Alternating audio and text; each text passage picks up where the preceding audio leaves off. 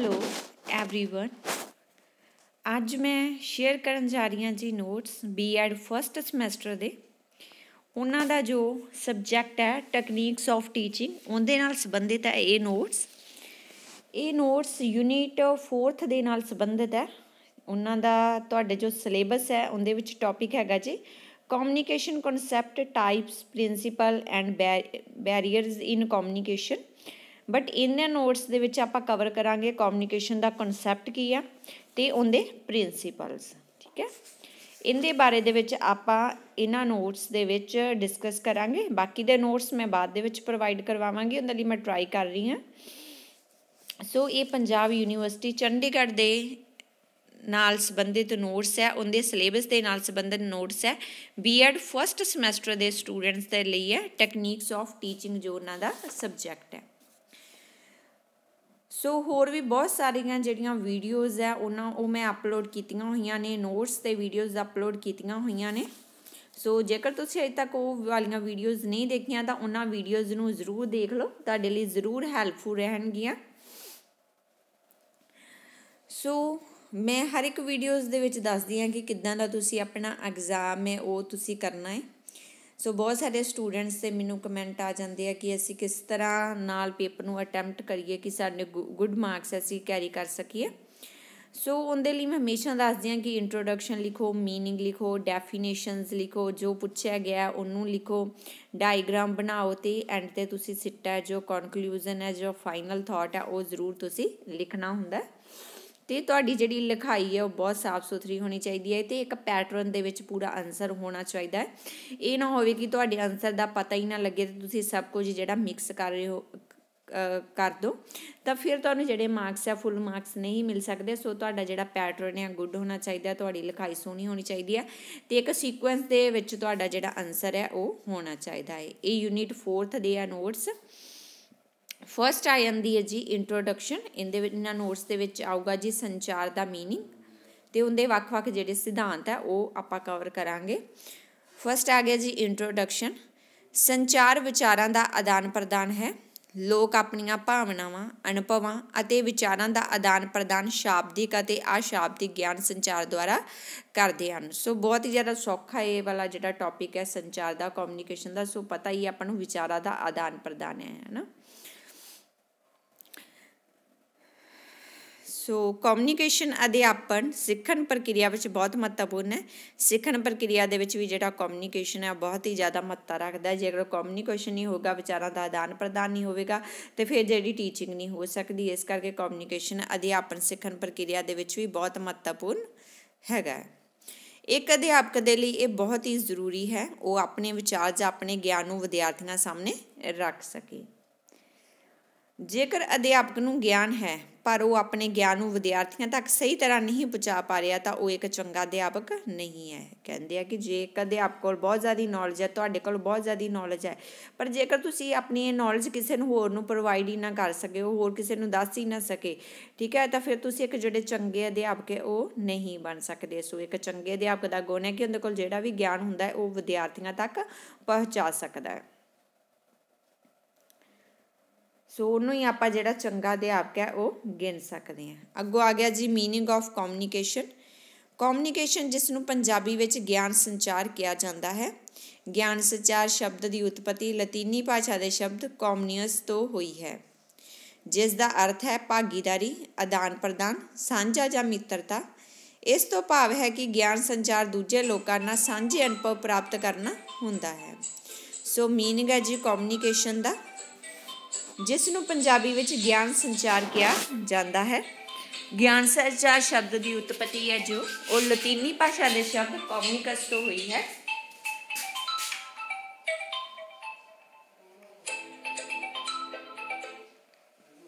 सो कम्युनिकस तो हुई है, लतीनी भाषा के शब्द तो हुई है कम्युनिकस तो, जिसका अर्थ है भागीदारी, आदान प्रदान, साझा या मित्रता। इस तो भाव है ज्ञान संचार दूसरे लोगों नाल सांझे अनुभव प्राप्त करना। इहदे नाल की हुंदा जिहड़े सांझे अनुभव है उन्हां नूं आपां जिहड़ा प्राप्त करदे आ। सो ज्ञान का जिहड़ा आदान प्रदान है वो हुंदा है जी कम्युनीकेशन दे नाल। नैक्सट आ गई जी इहदी डेफिनेशन। ਲੂਮਿਸ ਅਤੇ ਬੀਗਲ ਦੇ ਅਨੁਸਾਰ ਸੰਚਾਰ ਇੱਕ ਪ੍ਰਕਿਰਿਆ ਹੈ ਜਿਸ ਰਾਹੀਂ ਜਾਣਕਾਰੀ, ਫੈਸਲਿਆਂ ਅਤੇ ਦਿਸ਼ਾਵਾਂ ਨੂੰ ਇੱਕ ਸਮਾਜਿਕ ਪ੍ਰਣਾਲੀ ਪਾਸ ਕਰਦੀ ਹੈ ਅਤੇ ਜਿਸ ਢੰਗਾਂ ਵਿੱਚ ਗਿਆਨ, ਰਾਏ ਅਤੇ ਰਵੱਈਏ ਦਾ ਗਠਨ ਕੀਤਾ ਜਾਂਦਾ ਹੈ ਜਾਂ ਇਸ ਨੂੰ ਸੋਧਿਆ ਜਾਂਦਾ ਹੈ। ਸੰਚਾਰ ਇੱਕ ਪ੍ਰਕਿਰਿਆ ਹੈ ਜਿਸ ਰਾਹੀਂ ਜਾਣਕਾਰੀ, ਫੈਸਲਿਆਂ ਅਤੇ ਦਿਸ਼ਾਵਾਂ ਨੂੰ ਇੱਕ ਸਮਾਜਿਕ ਪ੍ਰਣਾਲੀ ਪਾਸ ਕਰਦੀ ਹੈ ਅਤੇ ਜਿਸ ਢੰਗਾਂ ਵਿੱਚ ਗਿਆਨ, ਰਾਏ ਅਤੇ ਰਵੱਈਏ ਦਾ ਗਠਨ ਕੀਤਾ ਜਾਂਦਾ ਹੈ ਜਾਂ ਇਸ ਨੂੰ ਸੋਧਿਆ ਜਾਂਦਾ ਹੈ। ਨੈਕਸਟ ਆ ਗਿਆ ਜੀ ਬਰੂਕਰ ਦਾ ਵਿਚਾਰ। ਗਿਆਨ ਸੰਚਾਰ ਹਰੇਕ ਉਸ ਵਸਤੂ ਨੂੰ ਕਹਿੰਦੇ ਹਨ ਜੋ ਕਿ ਉਸ ਸੰਦੇਸ਼ ਦਾ ਅਰਥ ਪ੍ਰਗਟ ਕਰਦੀ ਹੈ ਜਿਸ ਨੂੰ ਇੱਕ ਵਿਅਕਤੀ ਤੋਂ ਦੂਜੇ ਵਿਅਕਤੀ ਤੱਕ ਪਹੁੰਚਾਇਆ ਜਾਂਦਾ ਹੈ। ਮਤਲਬ ਕਿ ਕਮਿਊਨੀਕੇਸ਼ਨ ਕੀ ਹੈ, ਗਿਆਨ ਸੰਚਾਰ ਕੀ ਹੈ, ਆਪਣੀ ਇੱਕ ਗਿਆਨ ਨੂੰ ਦੂਸਰੇ ਤੱਕ ਪਹੁੰਚਾਉਣਾ। ਅੰਤ ਵਿੱਚ ਅਸੀਂ ਕਹਿ ਸਕਦੇ ਹਾਂ ਕਿ ਗਿਆਨ ਸੰਚਾਰ ਇੱਕ ਅਜਿਹੀ ਦੋ ਤਰਫਾ ਪ੍ਰਕਿਰਿਆ ਹੈ ਜੋ ਆਦਾਨ ਪ੍ਰਦਾਨ ਨੂੰ ਉਤਸ਼ਾਹਿਤ ਕਰਨ ਵਾਲੇ ਦੋ ਜਾਂ ਜ਼ਿਆਦਾ ਲੋਕਾਂ ਵਿਚਕਾਰ ਪ੍ਰਤੀਪੁਸ਼ਟੀ ਅਤੇ ਅੰਤਰ ਕਿਰਿਆ ਨੂੰ ਸ਼ਾਮਲ ਕਰਦੀ ਹੈ। ਸੋ ਗਿਆਨ ਹੈ, ਆਪਾਂ ਕਿਸੇ ਤੋਂ ਵੀ ਗਿਆਨ ਹਾਸਲ ਕਰ ਸਕਦੇ ਹਾਂ। ਜ਼ਰੂਰੀ ਨਹੀਂ ਆਪਾਂ ਵੱਡੇ ਹਾਂ ਅਤੇ ਆਪਾਂ ਨੂੰ ਜ਼ਿਆਦਾ ਗਿਆਨ ਹੈ, ਠੀਕ ਹੈ। ਆਪਾਂ ਛੋਟੇ ਬੱਚੇ ਤੋਂ ਵੀ ਸਿੱਖਦੇ ਹਾਂ, ਆਪਾਂ ਆਪਦੇ ਤੋਂ ਵੱਡੇ ਤੋਂ ਵੀ ਸਿੱਖਦੇ ਹਾਂ। ਆਪਾਂ ਹਰ ਇੱਕ ਤੋਂ ਜਿਹੜਾ ਕੁਝ ਨਾ ਕੁਝ ਜਿਹੜਾ ਸਿੱਖਦੇ ਰਹਿੰਦੇ ਹਾਂ। ਕਮਿਊਨੀਕੇਸ਼ਨ ਗਿਆਨ ਹੈ ਜਿਹੜਾ ਉਹ ਪ੍ਰਾਪਤ ਕਰਦੇ ਰਹਿੰਦੇ ਹਾਂ। ਸੋ ਇਹ ਗਿਆਨ ਦਾ ਆਦਾਨ ਪ੍ਰਦਾਨ ਦੋ ਤਰਫਾ ਹੈ। ਸੋ ਗਿਆਨ ਸੰਚਾਰ ਦੇ ਸਿਧਾਂਤ ਜਾਂ ਕਿਸਮਾਂ ਨੇ। ਸੋ ਇਹਦੇ ਵਿੱਚ ਹੈ ਜਾਂਦਾ ਜੀ ਫਸਟ ਸਿਧਾਂਤ ਦੇ ਵਿੱਚ ਭੇਜਣ ਵਾਲਾ, ਵਿਚਾਰ, ਸੂਚਨਾਵਾਂ, ਭਾਵਨਾਵਾਂ। ਉਸ ਤੋਂ ਅੱਗੇ ਮਾਧਿਅਮ, ਪ੍ਰਾਪਤਕਰਤਾ, ਪ੍ਰਤੀਕਿਰਿਆ ਅਤੇ ਪ੍ਰਤੀਪੁਸ਼ਟੀ ਮਾਰਗ, ਠੀਕ ਆ। ਭੇਜਣ ਵਾਲਾ ਹੁਣ ਵਿਚਾਰ, ਸੂਚਨਾ, ਭਾਵਨਾਵਾਂ, ਮਾਧਿਅਮ, ਪ੍ਰਾਪਤਕਰਤਾ, ਪ੍ਰਤੀਕਿਰਿਆ ਅਤੇ ਪ੍ਰਤੀਪੁਸ਼ਟੀ। ਸੋ ਇਹ ਸੀਗੇ ਜੀ ਇਹਦਾ ਜਿਹੜਾ ਮੀਨਿੰਗ ਅਤੇ ਕੁਝ ਇਹਦੀਆਂ ਜਿਹੜੀਆਂ ਕਿਸਮਾਂ ਜਾਂ ਸਿਧਾਂਤ। ਇਸ ਤੋਂ ਅੱਗੇ ਆ ਗਿਆ ਜੀ ਪ੍ਰਿੰਸੀਪਲਸ ਆਫ ਕਮਿਊਨੀਕੇਸ਼ਨ। ਕਮਿਊਨੀਕੇਸ਼ਨ ਦੇ ਪ੍ਰਿੰਸੀਪਲਸ ਕਿਹੜੇ ਕਿਹੜੇ ਨੇ। ਸੋ ਇੱਕ ਡਾਇਗਰਾਮ ਬਣੀ ਹੋਈ ਹੈ ਜਿਹਦੇ ਵਿੱਚ ਲਿਖਿਆ ਜੀ ਯੋਗਤਾ ਦਾ ਸਿਧਾਂਤ, ਵਿਸ਼ੇ ਵਸਤੂ ਦੀ ਉਚਿਤਤਾ ਦਾ ਸਿਧਾਂਤ, ਵਿਸ਼ੇ ਵਸਤੂ ਦੀ ਵੰਡ ਦਾ ਸਿਧਾਂਤ, ਕੇਂਦਰ ਬਿੰਦੂ ਦਾ ਸਿਧਾਂਤ, ਪ੍ਰਭਾਵਸ਼ਾਲੀ ਰਣਨੀਤੀਆਂ ਦਾ ਸਿਧਾਂਤ, ਪੁਨਰਬਲਨ ਦਾ ਸਿਧਾਂਤ, ਤਤਪਰਤਾ ਅਤੇ ਪ੍ਰੇਰਨਾ ਦਾ ਸਿਧਾਂਤ, ਭਾਗੀਦਾਰੀ ਅਤੇ ਪਰਸਪਰ ਕਿਰਿਆ ਦਾ ਸਿਧਾਂਤ, ਸ਼ਿਸ਼ ਮੁਖੀ ਦਾ ਸਿਧਾਂਤ, ਹਮਦਰਦੀ, ਦਇਆ, ਸੰਯੋਗ, ਵਿਵੇਕ, ਵਾਤਾਵਰਨ, ਸਹਾਇਕ ਬੰਧਕ ਤੱਤਾਂ ਦਾ ਸਿਧਾਂਤ। ਸੋ ਇੱਦਾਂ ਤੁਸੀਂ ਜਿਹੜੀ ਡਾਇਗਰਾਮ ਹੈ ਉਹ ਬਣਾ ਸਕਦੇ ਹੋ ਕਿ ਜਿਨ੍ਹਾਂ ਪੁਆਇੰਟਸ ਨੂੰ ਤੁਸੀਂ ਅੱਗੇ ਜਾ ਕੇ ਜਿਹੜਾ ਡਿਟੇਲ ਦੇ ਵਿੱਚ ਲਿਖਣਾ ਤਾਂ ਉਹਦੇ ਇੱਕ ਜਿਹੜੇ ਸ਼ਾਰਟ ਦੇ ਵਿੱਚ ਤੁਸੀਂ ਡਾਇਗਰਾਮ ਬਣਾ ਸਕਦੇ ਹੋ। ਪੈਨਸਲ ਦਾ ਯੂਜ਼ ਤੁਸੀਂ ਇਹਦੇ ਲਈ ਵੀ ਕਰ ਸਕਦੇ ਹੋ। ਸੋ ਫਸਟ ਆ ਗਿਆ ਜੀ ਯੋਗਤਾ ਦਾ ਸਿਧਾਂਤ। ਅਧਿਆਪਕ ਕੋਲ ਲੋੜੀਂਦੇ ਰੂਪ ਵਿੱਚ ਕੌਸ਼ਲ ਅਤੇ ਪ੍ਰਭਾਵਸ਼ਾਲੀ ਗਿਆਨ ਸੰਚਾਰ ਦੇ ਲਈ ਇਸਤੇਮਾਲ ਹੋਣ ਵਾਲੇ ਘਟਕਾਂ ਦਾ ਮਿਸ਼ਰਣ ਤੇ ਲੋੜੀਂਦਾ ਗਿਆਨ ਹੋਣਾ ਚਾਹੀਦਾ ਹੈ। ਸੋ ਯੋਗਤਾ ਦੇ ਸਿਧਾਂਤ ਦੇ ਵਿੱਚ ਕੀ ਹੈ ਕਿ ਵਿਦਿਆਰਥੀ ਕੋਲ ਲੋੜੀਂਦਾ ਜਿਹੜਾ ਗਿਆਨ ਹੋਣਾ ਚਾਹੀਦਾ ਹੈ ਅਤੇ ਗਿਆਨ ਜੇਕਰ ਉਹਨੇ ਕਿਸੇ ਦੂਸਰੇ ਨੂੰ ਦੇਣਾ, ਆਪਾਂ ਵਿਦਿਆਰਥੀ ਨੂੰ ਦੇਣਾ ਤਾਂ ਆਪਣੇ ਕੋਲ ਜਿਹੜਾ ਇੱਕ ਕੌਸ਼ਲ ਵੀ, ਸਕਿੱਲ ਵੀ ਹੋਣਾ ਚਾਹੀਦਾ ਅਤੇ ਪ੍ਰਭਾਵਸ਼ਾਲੀ ਜਿਹੜਾ ਗਿਆਨ ਉਹਦਾ ਹੋਣਾ ਬਹੁਤ ਹੀ ਜ਼ਿਆਦਾ ਜ਼ਰੂਰੀ ਹੈ। ਨੈਕਸਟ ਆ ਗਿਆ ਜੀ ਕੇਂਦਰ ਬਿੰਦੂ ਦਾ ਸਿਧਾਂਤ। ਜੇਕਰ ਅਧਿਆਪਕ ਗਿਆਨ ਸੰਚਾਰ ਦੇ ਕੇਂਦਰ ਬਿੰਦੂ ਨੂੰ ਆਪਣੇ ਮਨ ਵਿੱਚ ਬਣਾਈ ਰੱਖਦਾ ਹੈ ਤਾਂ ਉਹ ਅਧਿਆਪਨ ਦਾ ਕੰਮ ਠੀਕ ਤਰ੍ਹਾਂ ਕਰ ਸਕਦਾ ਹੈ। ਸੋ ਇਹਦੇ ਲਈ ਜਿਹੜਾ ਸੋ ਆਪਣੇ ਮਨ ਦੇ ਵਿੱਚ ਇੱਕ ਜਿਹੜਾ ਕੇਂਦਰ ਬਿੰਦੂ ਹੈ ਉਹਨੂੰ ਰੱਖਦਾ ਹੈ ਤਾਂ ਫਿਰ ਹੀ ਜਾ ਕੇ ਜਿਹੜਾ ਅਧਿਆਪਨ ਹੈ ਉਹ ਠੀਕ ਤਰ੍ਹਾਂ ਜਿਹੜਾ ਕੰਮ ਹੈ ਉਹ ਕਰ ਸਕਦਾ ਹੈ। ਸੋ ਇੱਕ ਜਿਹੜਾ ਕੇਂਦਰ ਬਿੰਦੂ, ਇੱਕ ਜਿਹੜਾ ਫੋਕਸ ਹੈ ਉਹ ਗਿਆਨ 'ਤੇ ਜ਼ਰੂਰ ਹੋਣਾ ਚਾਹੀਦਾ ਅਤੇ ਫਿਰ ਹੀ ਜਿਹੜਾ ਗਿਆਨ ਹੈ ਉਹ ਦੂਸਰੇ ਨੂੰ ਦਿੱਤਾ ਜਾ ਸਕਦਾ ਹੈ। ਮਤਲਬ ਕਿ ਪਹਿਲਾਂ ਖੁਦ ਜਿਹੜੀ ਨੌਲੇਜ ਹੈ ਉਹ ਹੋਣੀ ਟੀਚਰ ਦੇ ਲਈ ਜ਼ਰੂਰੀ ਹੈ ਅਤੇ ਫਿਰ ਹੀ ਆਪਣਾ ਜਿਹੜਾ ਗਿਆਨ ਸੰਚਾਰ, ਜਿਹੜੀ ਕਮਿਊਨੀਕੇਸ਼ਨ ਹੈ ਉਹਨੂੰ ਉਹ ਪਰਫੈਕਟ ਕਰ ਸਕਦਾ ਹੈ। ਪ੍ਰਭਾਵਸ਼ਾਲੀ ਰਣਨੀਤੀਆਂ ਦਾ ਸਿਧਾਂਤ। ਇੱਕ ਅਧਿਆਪਨ ਸਫਲ ਹੋਣ ਦੇ ਲਈ ਪ੍ਰਭਾਵਸ਼ਾਲੀ ਰਣਨੀਤੀਆਂ, ਮਾਧਿਅਮ ਅਤੇ ਮਾਰਗ ਦੀ ਮੰਗ ਕਰਦਾ ਹੈ। ਸੋ ਇੱਕ ਅਧਿਆਪਨ ਹੈ ਜਿਹੜਾ ਟੀਚਿੰਗ ਹੈ ਉਹਦੀ ਸਫਲਤਾ ਲਈ ਇਹ ਵੀ ਜ਼ਰੂਰੀ ਹੈ ਕਿ ਪ੍ਰਭਾਵਸ਼ਾਲੀ ਰਣਨੀਤੀਆਂ ਹੋਣ ਅਤੇ ਜਿਹੜਾ ਮਾਧਿਅਮ ਹੈ ਜਾਂ ਜਿਹੜਾ ਮਾਰਗ ਹੈ ਉਹ ਵੀ ਜਿਹੜਾ ਸਹੀ ਹੋਣਾ ਚਾਹੀਦਾ ਤਾਂ ਜੋ ਆਪਣੇ ਜਿਹੜੇ ਵਿਚਾਰ ਹੈ ਉਹ ਵਿਦਿਆਰਥੀ ਤੱਕ ਪਹੁੰਚ ਸਕਣ। ਸੋ ਮੇਨ ਜਿਹੜਾ ਫੋਕਸ ਰਹਿੰਦਾ ਹੈ ਜੀ ਟੈਕਨੀਕਸ ਆਫ ਟੀਚਿੰਗ ਦੇ ਵਿੱਚ ਇਹ ਟੀਚਰ ਅਤੇ ਸਟੂਡੈਂਟਸ ਦੇ ਉੱਪਰ ਹੈ ਅਤੇ ਟੀਚਿੰਗ ਦੇ ਉੱਪਰ ਹੈ। ਸੋ ਟੀਚਿੰਗ ਦੇ ਨਾਲ ਹੋਊਗੀ, ਕਮਿਊਨੀਕੇਸ਼ਨ ਦੇ ਨਾਲ ਹੋਊਗੀ ਤਾਂ ਇਸੇ ਦੇ ਲਈ ਜਿਹੜਾ ਕਮਿਊਨੀਕੇਸ਼ਨ ਨੂੰ ਇਹਦੇ ਵਿੱਚ ਟੈਕਨੀਕਸ ਆਫ ਟੀਚਿੰਗ ਸਿਲੇਬਸ ਦੇ ਵਿੱਚ ਐਡ ਕੀਤਾ ਗਿਆ ਹੈ। ਪ੍ਰਤੀਪੁਸ਼ਟੀ ਅਤੇ ਪੁਨਰਬਲਨ ਦਾ ਸਿਧਾਂਤ। ਅਧਿਆਪਨ ਆਪਣੇ ਸੰਚਾਰ ਵਿੱਚ ਸਮੇਂ-ਸਮੇਂ 'ਤੇ ਤਬਦੀਲੀ ਕਰਦਾ ਰਹਿੰਦਾ ਹੈ। ਸੋ ਜਿਹੜਾ ਅਧਿਆਪਨ ਹੈ ਜਦੋਂ ਵੀ ਟੀਚ ਕਰਦੇ ਆ ਅਧਿਆਪਕ, ਸੋ ਉਸ ਟਾਈਮ 'ਤੇ ਸੰਚਾਰ संचार दे विच कम्युनिकेशन समय समय ते तब्दीली करता रहता है। ये नहीं है कि टीचर क्लास दे विच गया तो बस जिहड़ा भाषण विधि दे राही पढ़ाई जा रहा, जोर दे नाल बोली जा रहा, बोली इदां नहीं है। समय समय ते तब्दीली करता है। जेकर उन्होंने लगता है कि बच्चों को नहीं समझ आई तो दोबारा उनके जिहड़ा चेंज है वो कर दिंदा है। ठीक है, जेकर उन्होंने लगता है कि इस स्किल के नाम बच्चे को समझ नहीं आई तो दूसरे स्किल का यूज़ करता है। सो समय समय ते वो जिहड़ी तब्दीली करता, कदी हौली बोलता, कदी तेज बोलता है। ठीक है, कदी क्वेश्चन पुछदा है। सो इदा जी पूरी जी समय समय ते तब्दीली वो करता रहता है। नैक्सट आ गया जी तत्परता अते प्रेरणा का सिद्धांत।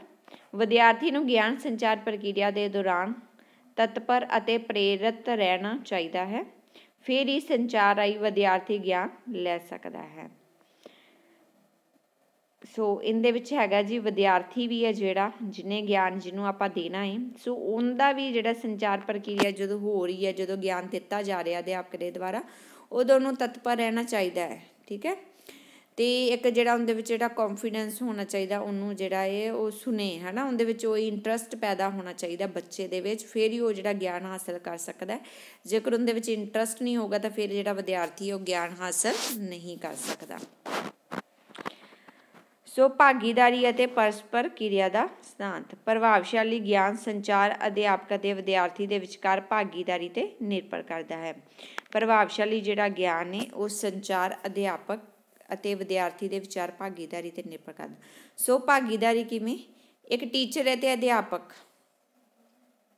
एक अध्यापक है, सो उहदे नाल जिहड़े स्टूडेंट्स ने। ठीक है, सो अध्यापक ते बच्चों दोनों का होना ही जरूरी है, फिर ही जाके जिहड़ी है एक ज्ञान है उनका जिहड़ा संचार है वो हो सकता है। जेकर कला अध्यापक ही है क्लास दे विच जाके की करेगा, तो उनके लिए जिहड़े स्टूडेंट्स है उन्हों होना भी जरूरी है। स्टूडेंट्स होणगे वो सुनणगे अध्यापक नूं, ते सिर्फ कल्ले स्टूडेंट्स भी कुछ नहीं कर सकते, अध्यापक भी होवेगा।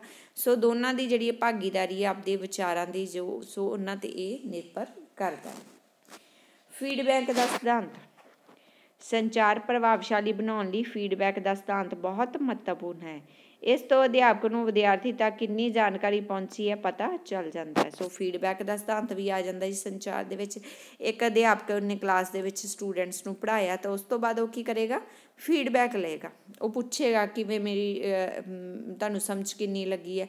सो मैं ज़्यादा फास्ट तो नहीं बोलिया, जां मैं स्लो तो नहीं बोलिया, जां मैं कित्थे तुहानूं नहीं समझ लगी।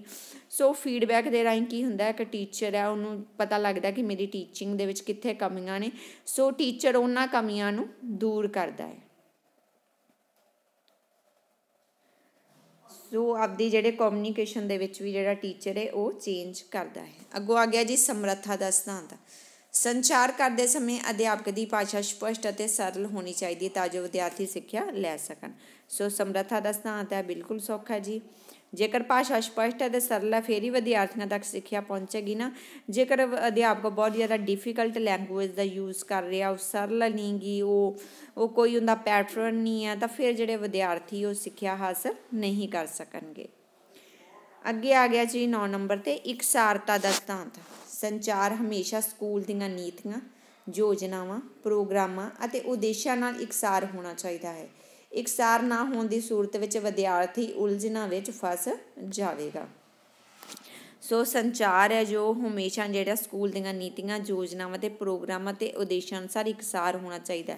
मतलब कि जो सिलेबस है उसके अकॉर्डिंग होना चाहिए, जो नीतियां बनाई गई, जो योजनावां मिथियां गई ने, जो सोचा गया कि एग्जाम इन्नी तरीक नहीं होणगे, इन्ने सिलेबस के विच होणगे, सो उन्हां सब नूं जिहड़ा मुख रख के जिहड़ा है संचार है वो क्लास दे विच कीता जाना चाहिए है। इकसार ना होने की सूरत विच विद्यार्थी उलझनां विच फस जाएगा। तो जेकर इकसार नहीं है ज्ञान, ਜਿਹੜਾ ਉਹਨੂੰ ਸਿਲੇਬਸ ਪੜ੍ਹਾਇਆ ਜਾਣਾ ਸੀ ਉਹ ਤਾਂ ਪੜ੍ਹਾਇਆ ਨਹੀਂ, ਕੋਈ ਹੋਰ ਪੜ੍ਹਾ ਦਿੱਤਾ, ਐਗਜ਼ਾਮ ਦੇ ਵਿੱਚ ਕੋਈ ਹੋਰ ਆ ਗਿਆ, ਤਾਂ ਫਿਰ ਵਿਦਿਆਰਥੀ ਜਿਹੜੇ ਉਲਝ ਜਾਂਦੇ ਨੇ। ਜਾਂ ਵਿਦਿਆਰਥੀ ਨੂੰ ਐਡਵਾਂਸ ਦੇ ਵਿੱਚ ਹੀ ਕਰਵਾ ਦਿੱਤਾ ਜਾਂਦਾ ਸਿਲੇਬਸ, ਤਾਂ ਉੱਥੇ ਜਿਹੜੇ ਵਿਦਿਆਰਥੀ ਉਲਝਣਾਂ ਦੇ ਵਿੱਚ ਪੈ ਜਾਂਦੇ ਨੇ। ਸੋ ਜਿਹੜਾ ਗਿਆਨ ਹੈ ਜੀ ਉਹ ਜਿਹੜਾ ਇਕਸਾਰ ਹੋਣਾ ਚਾਹੀਦਾ ਉਹਨਾਂ ਦੇ ਸਿਲੇਬਸ ਦੇ ਅਕੋਰਡਿੰਗ। ਉਹਨਾਂ ਦਾ ਜੋ ਯੂਨਿਟ 1 ਦਾ ਟੈਸਟ ਹੋਣਾ ਹੈ ਉਹਨਾਂ ਅਕੋਰਡਿੰਗ ਕਰਵਾਏ ਜਾਣ, ਜਾਂ ਮਿਡ ਟਰਮ ਦੇ ਐਗਜ਼ਾਮ ਹੋਣੇ ਆ ਜਾਂ ਫਾਈਨਲ ਹੋਣੇ ਆ। ਸੋ ਸਾਰਾ ਉਹਦੇ ਅਕੋਰਡਿੰਗ ਜਿਹੜਾ ਸਿਲੇਬਸ ਹੈ ਇਕਸਾਰ ਬੱਚੇ ਨੂੰ ਕਰਵਾਇਆ ਜਾਣਾ ਚਾਹੀਦਾ। ਇਹ ਨਾ ਹੋਵੇ ਯੂਨਿਟ 1 ਦੇ ਵਿੱਚ ਤੁਸੀਂ ਯੂਨਿਟ ਮਿਡ ਟਰਮ ਦਾ ਵੀ ਕਰਵਾਈ ਜਾਓ ਐਗਜ਼ਾਮ, ਤਾਂ ਫਿਰ ਉਹ ਸਿਲੇਬਸ, ਤਾਂ ਫਿਰ ਜਿਹੜਾ ਵਿਦਿਆਰਥੀ ਜਿਹੜੇ ਉਲਝਣਾਂ ਦੇ ਵਿੱਚ ਫਸ ਜਾਣਗੇ। ਇਸ ਕਰਕੇ ਇਕਸਾਰਤਾ ਦਾ ਇਕਸਾਰਤਾ ਜ਼ਰੂਰ ਹੋਣੀ ਚਾਹੀਦੀ ਹੈ। ਸਮਾਂਬੱਧਤਾ ਦਾ ਸਿਧਾਂਤ। ਇਹ ਸਿਧਾਂਤ ਦੱਸਦਾ ਹੈ ਕਿ ਸੰਚਾਰ ਨੂੰ ਸਹੀ ਸਮੇਂ 'ਤੇ ਕੀਤਾ ਜਾਣਾ ਚਾਹੀਦਾ ਹੈ ਤਾਂ ਕਿ ਇਹ ਯੋਜਨਾਵਾਂ ਨੂੰ ਲਾਗੂ ਕਰਨ ਵਿੱਚ ਮਦਦ ਕਰੇ। ਸੋ ਸਮਾਂਬੱਧਤਾ ਦਾ ਸਿਧਾਂਤ ਦੇ ਵਿੱਚ ਕੀ ਹੈ ਕਿ ਜਿਹੜਾ ਸੰਚਾਰ ਹੈ, ਕਮਿਊਨੀਕੇਸ਼ਨ ਹੈ, ਉਹ ਸਹੀ ਸਮੇਂ 'ਤੇ ਕੀਤਾ ਜਾਣਾ ਚਾਹੀਦਾ, ਜਦੋਂ ਉਹਦੀ ਜਿਹੜੀ ਲੋੜ ਹੈ ਉਹ ਮਹਿਸੂਸ ਕੀਤੀ ਜਾਵੇ, ਜਦੋਂ ਕਲਾਸ ਦੇ ਵਿੱਚ ਪੜ੍ਹਾਇਆ ਜਾਣਾ ਹੈ, ਤਾਂ ਕਿ ਇਹ ਯੋਜਨਾ ਨੂੰ ਲਾਗੂ ਕਰਨ ਦੇ ਵਿੱਚ ਮਦਦ ਕਰੇ। ਧਿਆਨ ਦੇਣ ਦਾ ਸਿਧਾਂਤ। ਸੰਚਾਰ ਨੂੰ ਪ੍ਰਭਾਵਸ਼ਾਲੀ ਬਣਾਉਣ ਲਈ ਰਿਸੀਵਰ ਦਾ ਧਿਆਨ ਸਮੱਗਰੀ ਵੱਲ ਖਿੱਚਿਆ ਜਾਣਾ ਚਾਹੀਦਾ ਹੈ। ਸੋ ਸੰਚਾਰ ਹੈ ਜਿਹੜਾ, ਉਹਨੂੰ ਆਪਾਂ ਪ੍ਰਭਾਵਸ਼ਾਲੀ ਬਣਾਉਣਾ, ਕਮਿਊਨੀਕੇਸ਼ਨ ਨੂੰ ਆਪਾਂ ਆਪਦੇ ਨੂੰ ਪ੍ਰਭਾਵਸ਼ਾਲੀ ਬਣਾਉਣਾ, ਤਾਂ ਉਹਦੇ ਲਈ ਕੀ ਜ਼ਰੂਰੀ ਹੈ ਕਿ ਜੋ ਵੀ ਆਪਣੇ ਤੋਂ ਗਿਆਨ ਹਾਸਲ ਕਰ ਰਿਹਾ ਉਹਦਾ ਧਿਆਨ ਆਪਣੇ ਵੱਲ ਹੋਣਾ ਚਾਹੀਦਾ, ਉਹਦਾ ਆਪਣੇ ਆਪਾਂ ਜੋ ਬੋਲ ਰਹੇ ਹਾਂ ਉਹਦੇ ਵੱਲ ਉਹਦਾ ਜਿਹੜਾ ਪੂਰਾ ਜਿਹੜਾ ਫੋਕਸ ਹੈ ਉਹ ਹੋਣਾ ਚਾਹੀਦਾ, ਅਤੇ ਫਿਰ ਹੀ ਜਿਹੜਾ ਇਹ ਕਮਿਊਨੀਕੇਸ਼ਨ ਆਪਾਂ ਆਪਦਾ ਜਿਹੜੀ ਵਿਚਾਰ ਹੈ, ਆਪਦੀ ਨੌਲੇਜ ਉਹਨੂੰ ਦੂਸਰੇ ਤੱਕ ਪਹੁੰਚਾ ਸਕਦੇ ਹਾਂ। ਜੇਕਰ ਆਪਾਂ ਬੋਲ ਰਹੇ ਹਾਂ ਬਟ ਅਗਲਾ ਇਗਨੋਰ ਕਰ ਰਿਹਾ ਜਾਂ ਆਪਾਂ ਨੂੰ ਸੁਣ ਹੀ ਨਹੀਂ ਰਿਹਾ ਜਾਂ ਉਹਦਾ ਧਿਆਨ ਹੀ ਕਿਤੇ ਹੋਰ ਹੈ, ਤਾਂ ਫਿਰ ਜਿਹੜਾ ਇਹ ਕਮਿਊਨੀਕੇਸ਼ਨ ਆਪਾਂ ਉਹਦੇ ਤੱਕ ਨਹੀਂ ਪਹੁੰਚਾ ਸਕਦੇ, ਗਿਆਨ ਸੰਚਾਰ ਨਹੀਂ ਕਰ ਸਕਦੇ। ਸੋ ਇਸ ਦੇ ਲਈ ਜਿਹੜਾ ਵੀ ਰਿਸੀਵਰ ਹੈ, ਜਿਹੜਾ ਆਪਣਾ ਸੁਣ ਰਿਹਾ, ਆਪਣੇ ਸਾਹਮਣੇ ਬੈਠਾ ਹੈ, ਸੋ ਉਹਦਾ ਧਿਆਨ ਆਪਣੇ ਵੱਲ ਹੋਣਾ ਬਹੁਤ ਹੀ ਜ਼ਿਆਦਾ ਜ਼ਰੂਰੀ ਹੈ। ਸੋ ਲਾਸਟ ਦੇ ਆ ਜਾਂਦਾ ਜੀ ਫਾਈਨਲ ਥਾਟ, ਕਨਕਲੂਜਨ। ਸੰਚਾਰ ਅਧਿਆਪਕ ਦੁਆਰਾ ਗਿਆਨ ਵਿਦਿਆਰਥੀਆਂ ਤੱਕ ਪਹੁੰਚਦਾ ਹੈ। ਸੋ ਸੰਚਾਰ ਦੇ ਦੁਆਰਾ ਕੀ ਹੁੰਦਾ, ਜਿਹੜਾ ਗਿਆਨ ਹੈ ਉਹ ਵਿਦਿਆਰਥੀਆਂ ਤੱਕ ਪਹੁੰਚਾਉਂਦਾ ਹੈ ਅਧਿਆਪਕ। ਸੰਚਾਰ ਰਾਹੀਂ ਨੌਲੇਜ ਵਿਦਿਆਰਥੀਆਂ ਨੂੰ ਮਿਲਦੀ ਹੈ, ਪਰ ਗਿਆਨ ਸੰਚਾਰ ਦੇ ਸਿਧਾਂਤਾਂ ਨੂੰ ਧਿਆਨ ਵਿੱਚ ਰੱਖਣਾ ਚਾਹੀਦਾ ਹੈ। ਬਟ ਇਹਦੇ ਲਈ ਸਿਰਫ ਇਹ ਨਹੀਂ ਹੈ ਕਿ ਸਿਰਫ ਕਮਿਊਨੀਕੇਸ਼ਨ ਜਾਂ ਸੰਚਾਰ ਹੀ ਹੈ, ਬਟ ਕੁਝ ਜਿਹੜੇ ਸਿਧਾਂਤ ਨੇ ਬਣੇ ਨੇ, ਕਿਹਨਾਂ ਨੂੰ ਆਪਾਂ ਧਿਆਨ ਦੇ ਵਿੱਚ ਰੱਖ ਕੇ ਆਪਦੇ ਜਿਹੜਾ ਗਿਆਨ ਹੈ ਉਹ ਦੂਸਰੇ ਤੱਕ ਪਹੁੰਚਾਉਣਾ ਹੈ, ਕਿਹੜੇ ਉਹਨਾਂ ਸਭ ਦਾ ਜਿਹੜਾ ਸਿਧਾਂਤ ਜੋ ਆਪਾਂ ਹੁਣ ਉੱਪਰ ਪੜ੍ਹੇ ਨੇ, ਉਹਨਾਂ ਸਭ ਨੂੰ ਧਿਆਨ ਦੇ ਵਿੱਚ ਰੱਖ ਕੇ ਆਪਾਂ ਨੂੰ ਆਪਦੀ ਜਿਹੜੀ ਨੌਲੇਜ ਹੈ ਉਹ ਕਮਿਊਨੀਕੇਸ਼ਨ ਦੇ ਜ਼ਰੀਏ, ਆਪਣੀ ਟੀਚਿੰਗ ਦੇ ਜ਼ਰੀਏ ਦੂਸਰੇ ਤੱਕ ਪਹੁੰਚਾਉਣੀ ਚਾਹੀਦੀ ਹੈ। ਅਧਿਆਪਕ ਦੀ ਇਹ ਜ਼ਿੰਮੇਵਾਰੀ ਬਣਦੀ ਹੈ ਕਿ ਇਸ ਤੋਂ ਬਿਨਾਂ ਸੰਚਾਰ ਵਿਅਰਥ ਹੋ ਜਾਂਦਾ ਹੈ, ਕਿਉਂਕਿ ਜਾਣਕਾਰੀ ਵਿਦਿਆਰਥੀਆਂ ਤੱਕ ਨਹੀਂ ਪਹੁੰਚਦੀ। ਜੇਕਰ ਆਪਾਂ ਇਹਨਾਂ ਸਭ ਗੱਲਾਂ ਦਾ, ਸਿਧਾਂਤਾਂ ਦਾ ਧਿਆਨ ਨਹੀਂ ਰੱਖਦੇ, ਤਾਂ ਫਿਰ ਆਪਣਾ ਜਿਹੜਾ ਸੰਚਾਰ ਹੈ ਆਪਾਂ ਕੀਤਾ ਜਾਂ ਆਪਣਾ ਜਿਹੜਾ ਗਿਆਨ ਦੂਸਰੇ ਨੂੰ ਦੇਣ ਦੀ ਕੋਸ਼ਿਸ਼ ਕੀਤੀ ਹੈ ਤਾਂ ਉਹ ਵਿਅਰਥ ਹੋ ਜਾਂਦਾ, ਅਤੇ ਇਸ ਕਰਕੇ ਜਿਹੜੀ ਜਾਣਕਾਰੀ ਹੈ ਉਹ ਵਿਦਿਆਰਥੀਆਂ ਤੱਕ ਨਹੀਂ ਪਹੁੰਚਦੀ। ਸੋ ਇਹ ਸੀਗੇ ਜੀ ਤੁਹਾਡੇ ਕੰਪਲੀਟ ਨੋਟਸ, ਸੰਚਾਰ ਦਾ ਅਰਥ ਅਤੇ ਉਹਦੇ ਜਿਹੜੇ ਸਿਧਾਂਤ, ਉਹਦੇ ਜਿਹੜੇ ਪ੍ਰਿੰਸੀਪਲਸ। ਸੋ ਬਾਕੀ ਨੋਟਸ ਅਤੇ ਵੀਡੀਓਜ਼ ਵੀ ਮੈਂ ਜਲਦ ਜਿਹੜੀਆਂ ਅਪਲੋਡਸ ਕਰ ਰਹੀ ਹਾਂ। ਸੋ ਬਾਕੀ ਵੀਡੀਓਜ਼ ਜੋ ਅਪਲੋਡ ਕੀਤੀਆਂ ਹੋਈਆਂ ਜ਼ਰੂਰ ਦੇਖੋ, ਉਹਨਾਂ ਦੀ ਅਲੱਗ ਤੋਂ ਜਿਹੜੀ ਪਲੇਲਿਸਟ ਬਣੀ ਹੋਈ ਆ। ਵੀਡੀਓ ਤੁਹਾਨੂੰ ਵਧੀਆ ਲੱਗੀ ਤਾਂ ਵੀਡੀਓ ਨੂੰ ਲਾਈਕ ਜ਼ਰੂਰ ਕਰੋ, ਆਪਣੇ ਫਰੈਂਡਸ ਦੇ ਨਾਲ WhatsApp ਗਰੁੱਪਸ ਦੇ ਵਿੱਚ ਜ਼ਰੂਰ ਸ਼ੇਅਰ ਕਰੋ, ਅਤੇ ਚੈਨਲ ਨੂੰ ਵੱਧ ਤੋਂ ਵੱਧ ਸਬਸਕ੍ਰਾਈਬ ਕਰੋ, ਅਤੇ ਨਾਲ ਦੀ ਨਾਲ ਬੈਲ ਆਈਕਨ ਦਾ ਬਟਨ ਜ਼ਰੂਰ ਪ੍ਰੈਸ ਕਰ ਦਿਓ ਤਾਂ ਜੋ ਮੇਰੀਆਂ ਆਉਣ ਵਾਲੀਆਂ ਵੀਡੀਓਜ਼ ਦੇ ਨੋਟੀਫਿਕੇਸ਼ਨ ਤੁਹਾਡੇ ਤੱਕ ਪਹੁੰਚ ਸਕਣ। Thanks for watching.